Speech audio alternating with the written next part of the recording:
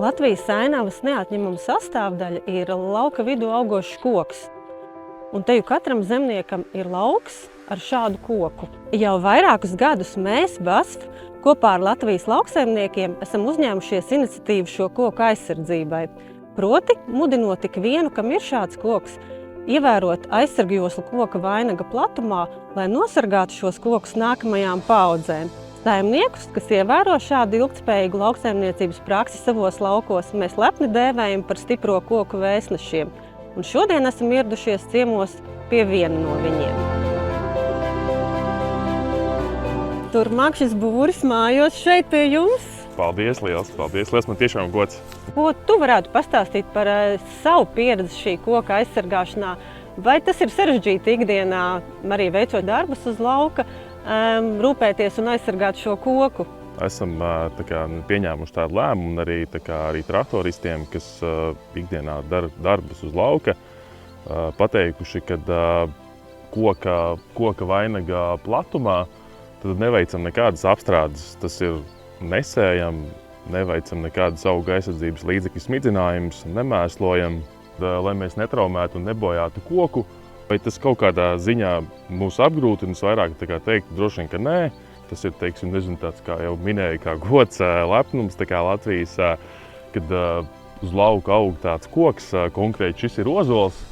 Redzu, ka šobrīd arī koka vainaga platumā esat sastrādājuši zemi. Kas šeit ir plānots? Lai nebūtu tā, ka te vienkārši aug nezāles, mūsu plāns ir šeit iesēt zālāju kopā ar ziedošu augu maisījumu, tā, lai mēs arī savairot arī kaut ko no kukaiņiem, lai viņiem šeit būtu arī patīkami.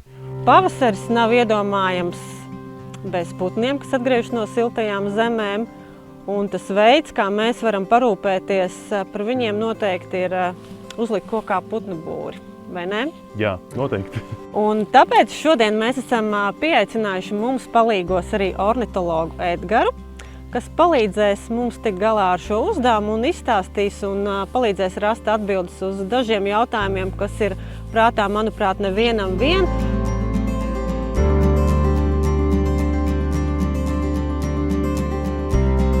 Vai tu mums vari pastāstīt, lūdzu, vairāk, kāpēc tu šajā situācijā ieteici izvēlēties tieši būri lauka piekūnam?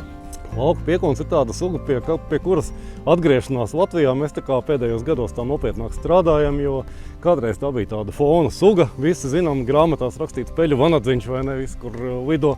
Un tad viņi mums izzuda. Un tad tagad lauka piekūns sāk atgriezties, un mēs viņiem palīdzam šādām likstvietām, kur viņiem audzēt mazuļus, vai ne, dēt ovas, audzēt mazuļus. Un kāpēc vientuļš koks lauku vidū? Mūsu pētījumi rāda, ka šeit ir drošāk. Tātad, ja mēs uzliekam būri mežā, ir lielāka varbūtība, ka perējumi izpostīs caunas. Lauku vidū tādai caunai, viņai te nepatīk, te jānāk, un te viņi kāds var apēst pa ceļam, un vispār, viņi nesteigā pa laukiem tik bieži, kā pa mežiem. Tāpēc šāds koks ir ļoti, ļoti vērtīgs. Ko lauka piekūns dara labu lauksaimniekam, ja šeit ir lauks, kurā aug ziemas kvieši, piemēram? Viņa lieta ir, ķert sīkos grauzējus, vai ne? Un, tāds lauka piekūns tajā teritorijā, kurā viņš uzturās, tādu zināmu ražu no strupastēm un citiem sīkiem grauzējiem, ievāc. Varbūt tas varētu patikt lauksaimniekiem, bet arī lauka piekūna barībā ietilpst arī sezonas sākumā pa kādai ķirzakai un sezonas beigās arī putni.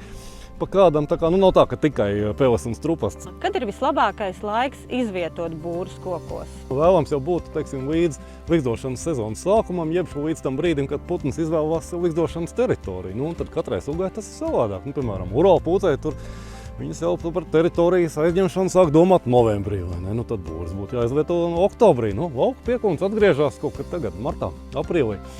Aprīļa sākumā, tad līdz tam vajadzētu, vai ne? Bet vispār sīko putnu būrīšus jau var likt mežā jebkad, jo sīkie putni kā ziemā viņi tur nakšņo, pēc tam pavasarī noliksto, pēc tam vasarā šo būrīti var aizņemt sikspārņi vai kādas citas sugas, tur būri tiek aizņemti visu laiku, vai ne? Es teiktu tā, kad ir laiks, tad izvietojam būrīti. Kā zināt, kādu būri izvēlēties? Jādomā, kā tai mērķa sugai, kam mēs būri liekam. Teiksim, ja mēs liekam būri meža pūcei, tad visdrīzāk mēs to liksim mežā vai kādā vecā parkā, tur, kur varētu liksdot meža pūci, jo varbūt tā lauka vidū varbūt viņa liksies mazliet dīvaini. Ja, teiksim.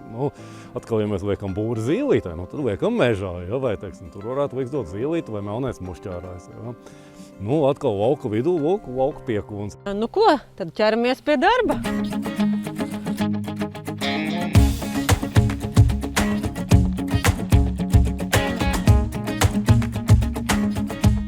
Pēdējā lieta, kas ir jāizdara, pirms mēs būri liekam pie koka, būrī ir jāieliek mēbeles, putnam piemērotas. Ja. Šajā gadījumā kaut kādas skaidrs vai keramzīts. Jo lauka piekūns pats līgstu neveido, ja, tātad viņam ir vajadzīgs kaut kāds materiāls, kurā izkašņāt bedrīti. Ja. Un šajā gadījumā mēs liekam tādu tā kā skaidu un keramzītu maisījumu. Ja, skaidrs varbūt izpūtīs vēži, bet keramzīts paliks.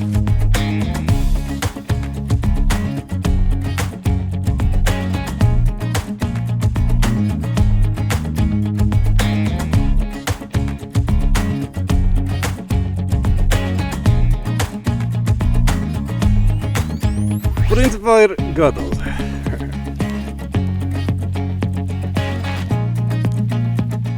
Ko lieliski, manuprāt, darbs ir padarīts, un līdz ar to arī saule ir uzspītējusi. Paldies, tev, Edgar, tiešām par palīdzību. Tad, kā mēs sakām, nes pauliņus. Ja, Tieši tā, tad gaidam lauka piekūna ģimeni un lai labi dzīvojās. Ja arī tavā laukā aug koks, par kuru tu rūpējies un aizsargā, Piesakies un kļūsti par stipro koku vēstnesi. kopā varam vairāk.